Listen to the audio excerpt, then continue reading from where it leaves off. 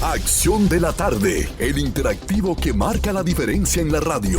Por Palma 90.7 FM. Y un caso que ha copado la atención del pueblo dominicano por su importancia, por su trascendencia, es el caso Yexet. Tras la pasada semana producirse el arresto de Antonio Espaillat y su hermana, tras una visita a la Procuraduría General de la República, donde fue citado el pasado jueves.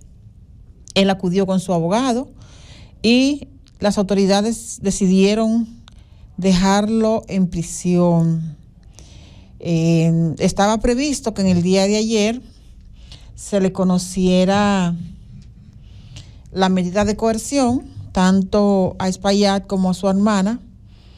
El Ministerio Público solicitó 18 meses de prisión preventiva como medida de coerción para Antonio Espaillat y para su hermana, Maribel, que también resultó afectada con el colapso del techo del Yexet ocurrido ese inolvidable 8 de abril, que costó la vida a 236 personas, la mayoría dominicanos, pero que también habían venezolanos y de otro país que en ese momento estaban en el Yexet disfrutando. Los lunes en esa discoteca se llevaban a cabo actividades importantísimas y personas programaban la celebración de fiestas, de cumpleaños, iban a pasar un rato agradable. Y ese lunes, con la figura que se trataba, con la clase del artista que se iba a presentar en Yexet, Rubí Pérez, eso tenía más de 400 personas. Y se derrumbó el techo. 236 personas fallecidas, más de 180 heridos. Escasas personas lograron salir ilesos de ese desplome. Han surgido muchas preguntas, ya se han ido como disipando con los resultados de investigaciones que se dispusieron con relación a esta tragedia. No se conoció en el día de ayer la solicitud de medida de coerción y fue pospuesta para el miércoles 18. El miércoles 18 se han estado dando muchas informaciones. Un estudio que se hizo ya definitivamente determinó que el derrumbe lo provocó la sobrecarga que tenía el techo de la estructura, la edificación que alojaba el Yexet o que era utilizado como discoteca, porque en sus primeros inicios no funcionaba como discoteca. Se habilitó y esa Yexet tenía muchos años funcionando, y por ahí pasaron muchos artistas de muchos renombres de nuestro país. Era como una discoteca light que quedó en escombros. Y muchos se preguntan ahora que aunque fue calificado como homicidio involuntario, muchos se preguntan ahora el tema es, el tiquitiqui ahora es si le corresponderá, si Antonio Espaillat tendrá que cumplir esos 2 años que dice la ley dominicana, que dice que tipifica ese tipo de homicidio, que son 2 años de prisión preventiva de 3 meses a 2 años.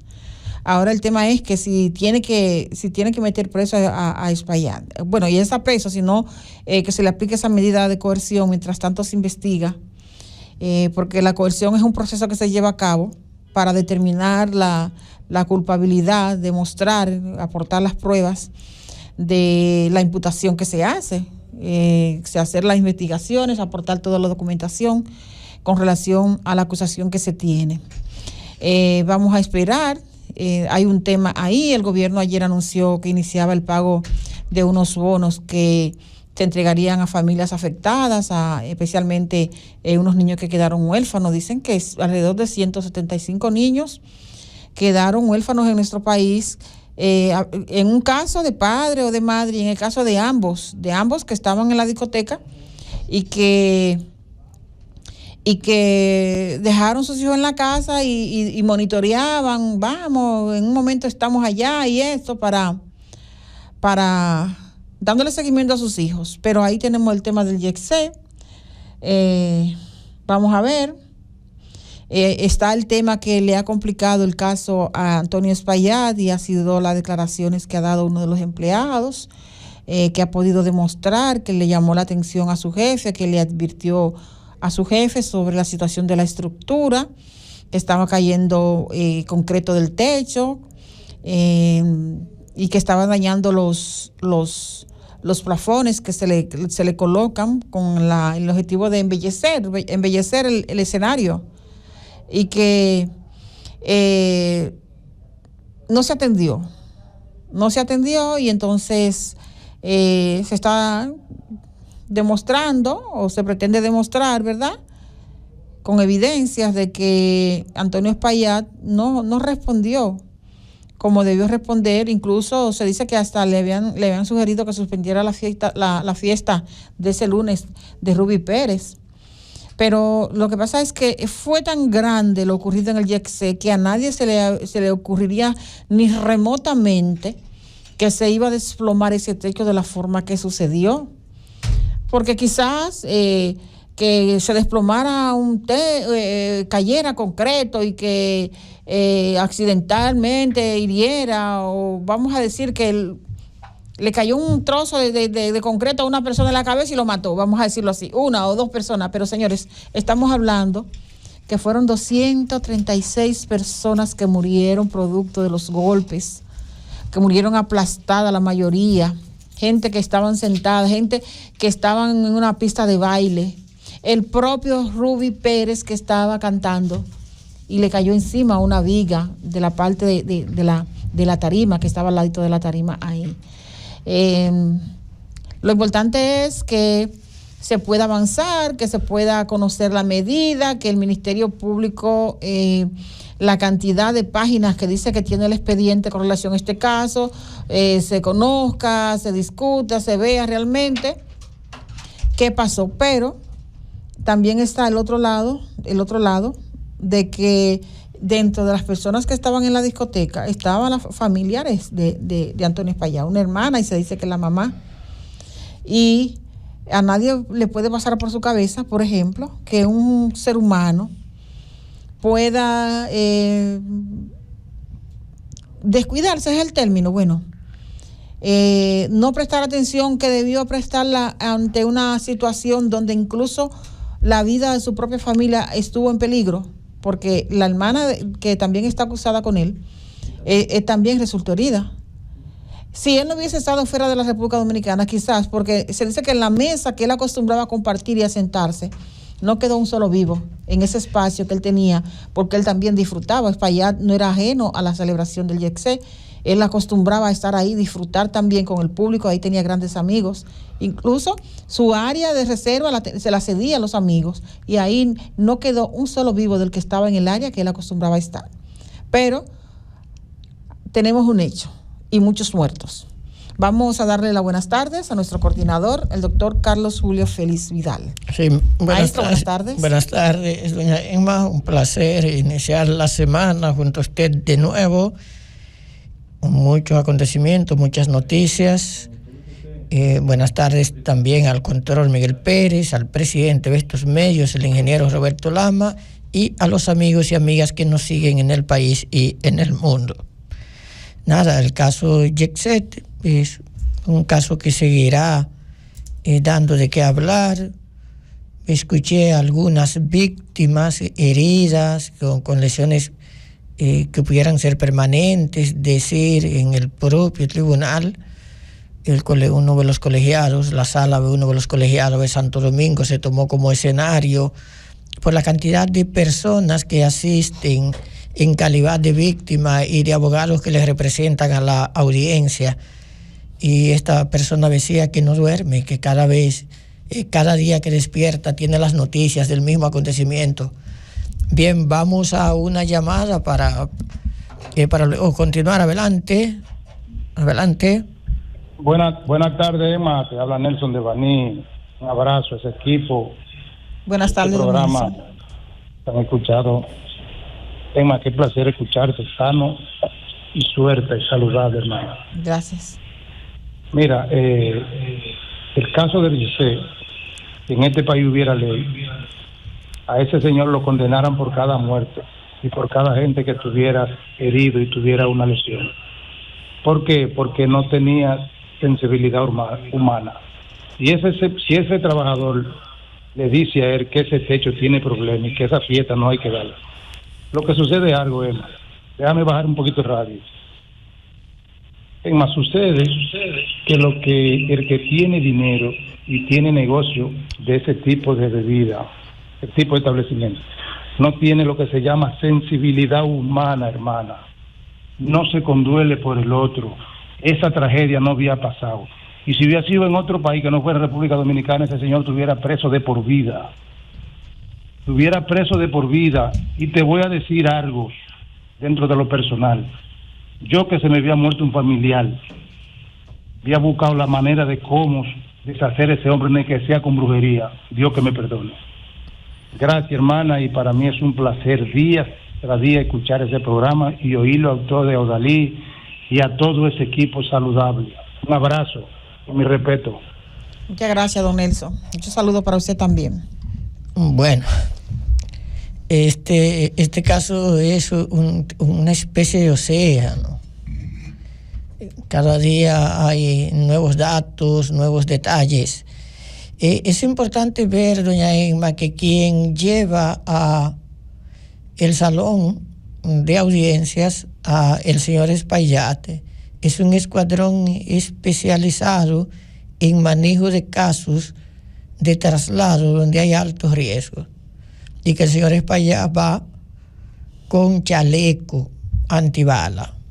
La hermana no, a pesar de que la hermana está siendo procesada por el Ministerio Público, y la mamá del señor Espaillat figura en varias querellas porque ella, en los estatutos de la entidad que maneja el negocio del Jet Set, figura como gerente general, de manera que tiene, según la ley, la condición de un agente que debería responder ante una eventual sanción civil o penal.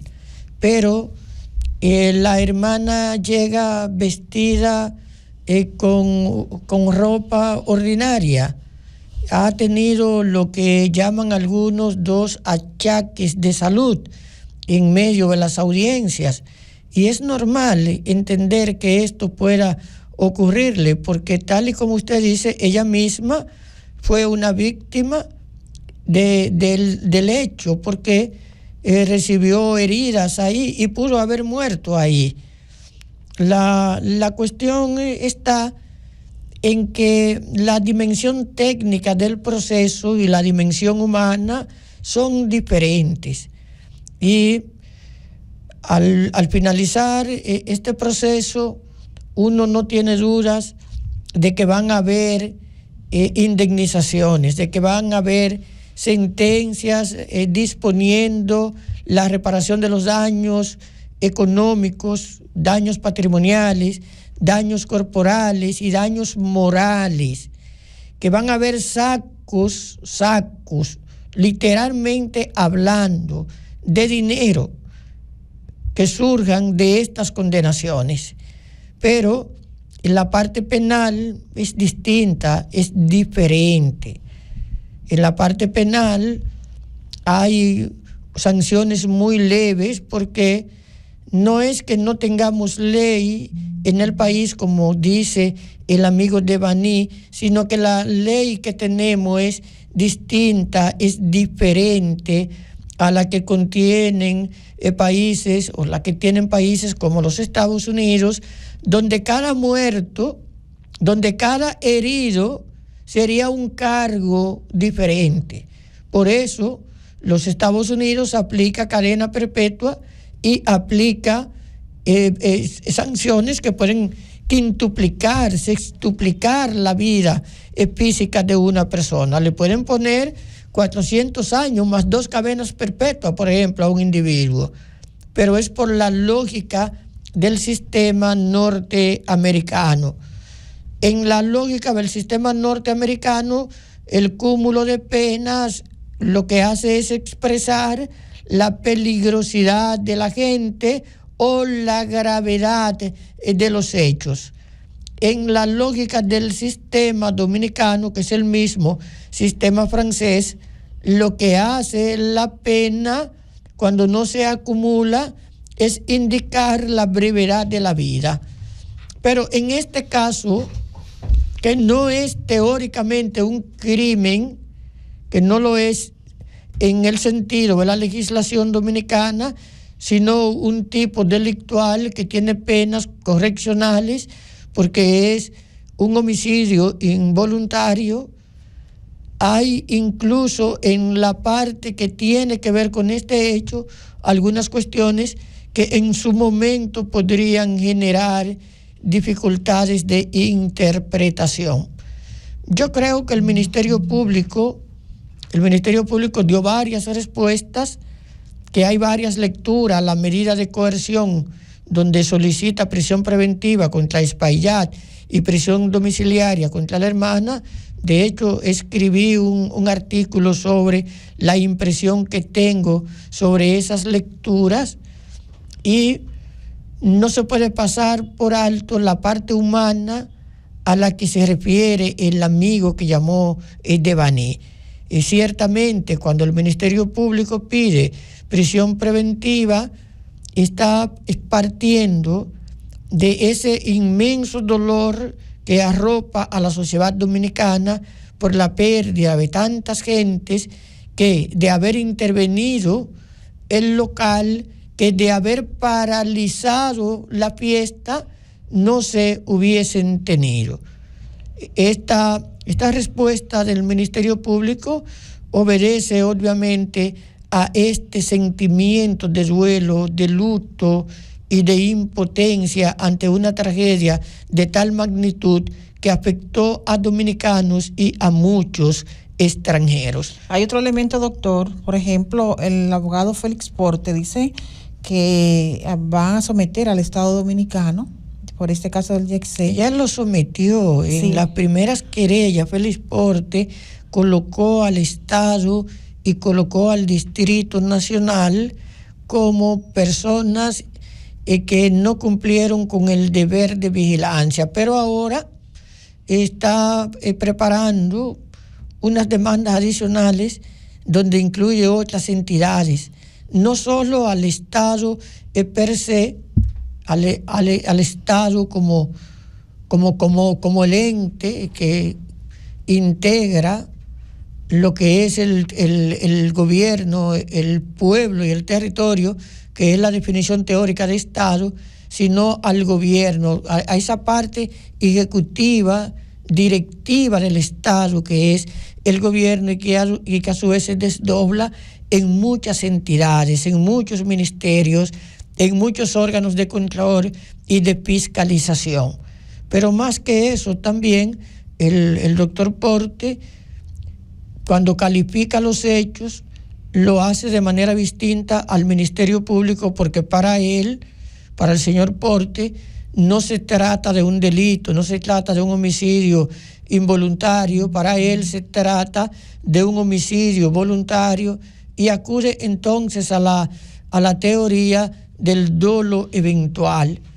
La Procuradora General de la República ha hablado de este tema y ha llamado al Congreso a modificar la ley, porque ella entiende que hay determinados hechos que no se pueden sancionar sencillamente porque la figura del dolo eventual no existe en la República Dominicana.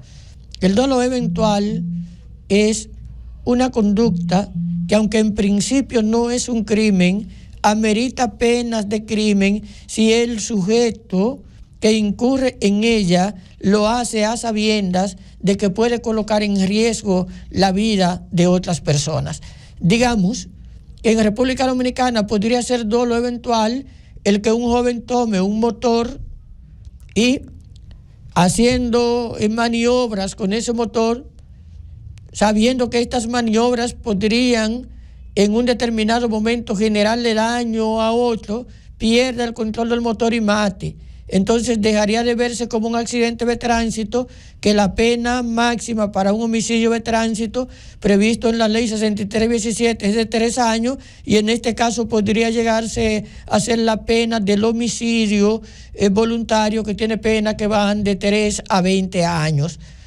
Esto sería dolo eventual, por ejemplo, en materia de tránsito, usar alcohol a sabiendas de que el alcohol te hace perder la capacidad cognitiva, y entonces el accidente podría tener esa repercusión. En este caso, como hay un principio de legalidad, los jueces no pueden aplicar sanciones si previamente una ley no lo establece. Por esa razón no creo que la teoría invocada por el doctor Portes pueda prosperar y se pueda llegar de un homicidio involuntario a un dolo eventual. Esto es al margen de las consideraciones personales, morales, éticas o humanas que se pueda tener, porque el derecho se trata de una ciencia y su aplicación tiene que corresponderse a presupuestos previamente establecidos, especialmente en el derecho penal, donde la única fuente del derecho penal material es la ley, porque solo por ley se pueden crear los tipos penales.